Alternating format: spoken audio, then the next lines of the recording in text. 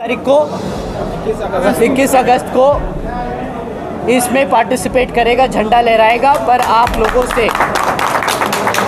आप लोगों के माध्यम से मैं अपने सभी समर्थकों को, पार्टी के सदस्यों को बताना चाहूँगा कि बहन जी ने ये दरख्वास्त रखी है और बताया है हम सबको कि बिना तोड़ फोड़ किए, बिना किसी को परेशान या नुकसान किए आप लोग शांतिपूर्वक से इसमें हिस्सा लेंगे, अपना झंडा दिखाएंगे, ज्ञापन देंगे और वापस आएंगे। आप किसी के साथ लड़ाई झगड़ा या ऐसा कोई काम नहीं करेंगे जिससे पब्लिक प्रॉपर्टी डैमेज हो या किसी पब्लिक को परेशानी हो। हम यहाँ पे बाबा साहब के संविधान को, यहाँ के लॉ एंड ऑर्डर को पूरा मानते हैं। अपने तौर तरीके से इस चीज़ को हम एग्जीक्यूट करेंगे। और खुशी है समाज को कि पहली जो सभा थी आपकी गगन के पास, उसमें आपका पहला वक्तव्य था, पर उसके बाद से आज हम आपको देख रहे हैं तो हमें ऐसा लग रहा है कि जो हमारा नेता है उसके अंदर विश्वास जो है 10 गुना 20 गुना 30 गुना बढ़ गया है। उसके लिए पहले तो आपका धन्यवाद। आज की सभा का सार बताएं, आज की सभा क्यों की गई और क्या इसका उद्देश्य है? देखिए, यहाँ पर जितने भी हमारे मीडिया बंधु हैं, हमारे साथी हैं, सब बहुजन मीडिया के सदस्य हैं। तो आप लोगों के माध्यम से मैं बताना चाहूँगा कि दिल्ली में पिछले कुछ समय से जो भी कमियां रही हैं, हम उसको आइडेंटिफाई कर रहे हैं।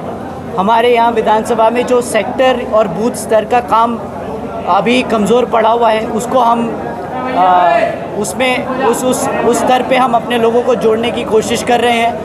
मीटिंग अभी ये पहली है जो अभी आने वाले समय में अगले 2-4 महीनों में हर दूसरे हफ्ते मेरा यहीं पे रहेगा।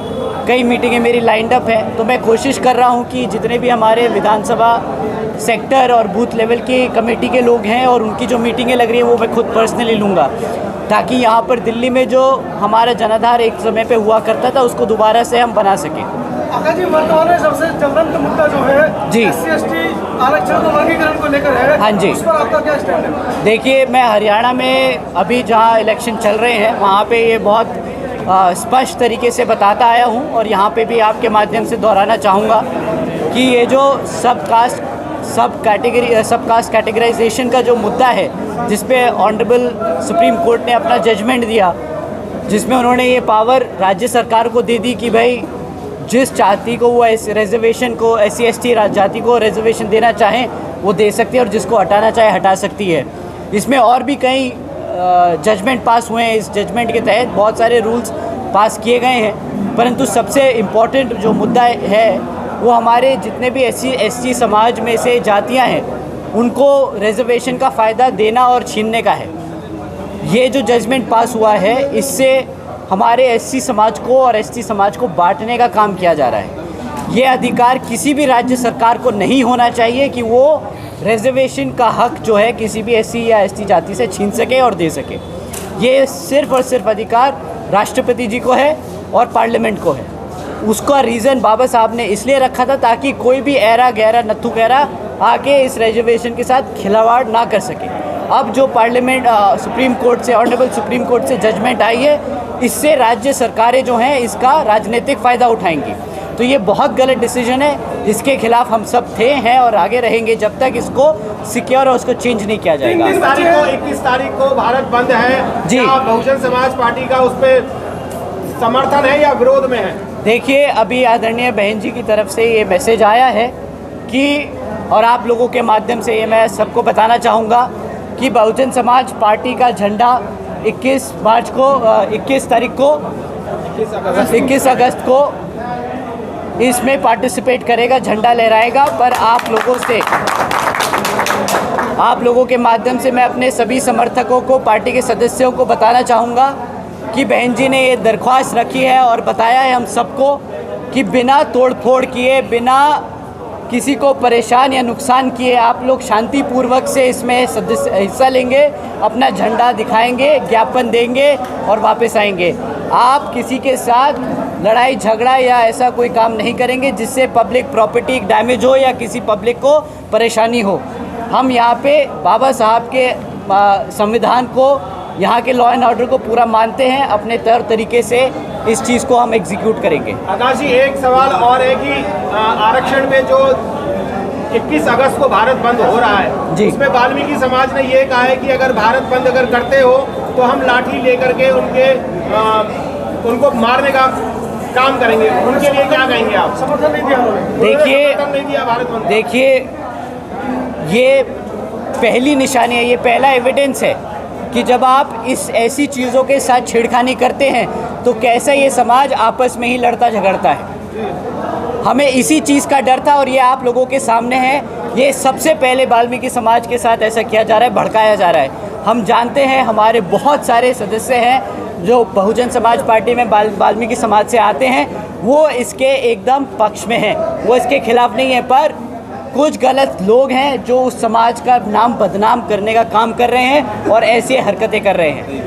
तो हम चाहेंगे कि अब हम अपने वाल्मीकि समाज के सभी भाइयों बहनों से और बड़े से बुज़ुर्गों से दरख्वास्त करेंगे कि इस चीज़ पे आप ऐसी प्रतिक्रिया ना करें।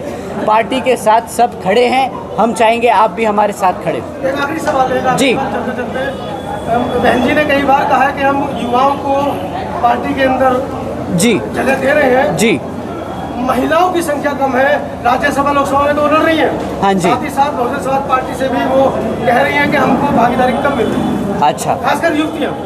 देखिए, अगर यंगर साइड में अगर हम यूथ की बात करें तो हमारी विधानसभा कमेटी में हमारी एक सदस्य हैं, वो इधर खड़ी हैं, इधर आइए मैम, आइए आइए आइए मैम, आइए।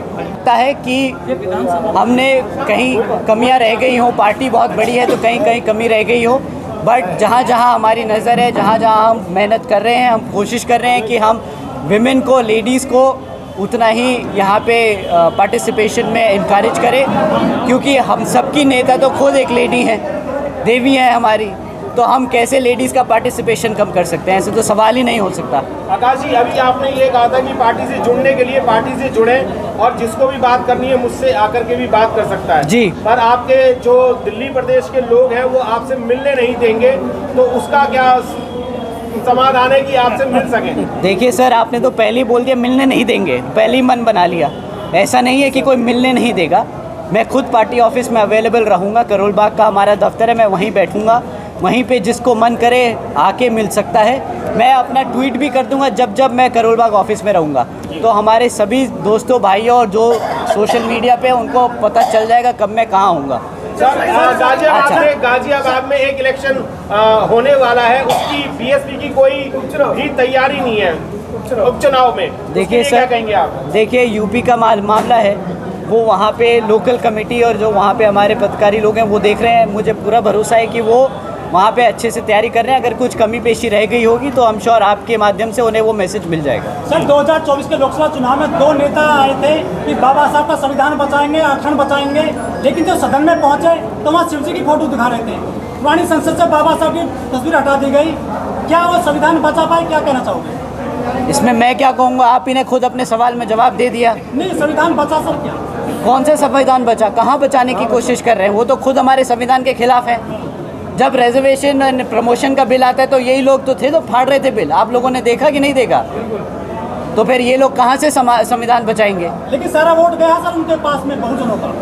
अब आप ही ये आप अब हमारे सदस्य हैं सर, अब आप ही उन लोगों को, हमारे सभी पार्टी के लोगों को, समाज के लोगों को बताएंगे कि कैसे उन लोगों ने हमारे लोगों को गुमराह किया है। आप पे मैं जिम्मेदारी छोड़ के जा रहा हूँ। बराबर? बहन जी की Thank मीडिया you. से दूरी रही है, लेकिन आप खुलकर मीडिया के सामने अपनी बात रख रहे हैं। मैं मीडिया के सामने नहीं हूँ, मैं आप लोगों के सामने बहुत क्लियर करना चाहता हूँ। मैं आप लोगों के सामने अपनी मर्जी से नहीं आया हूँ, मैं यहाँ मीटिंग लेने आया था, आप लोग सामने आ गए हैं। Thank you so much, thank you. Video कैसी लगी आप अपने कमेंट्स के माध्यम से हमें बता सकते हैं और चैनल को लाइक, शेयर और सब्सक्राइब जरूर करें। धन्यवाद।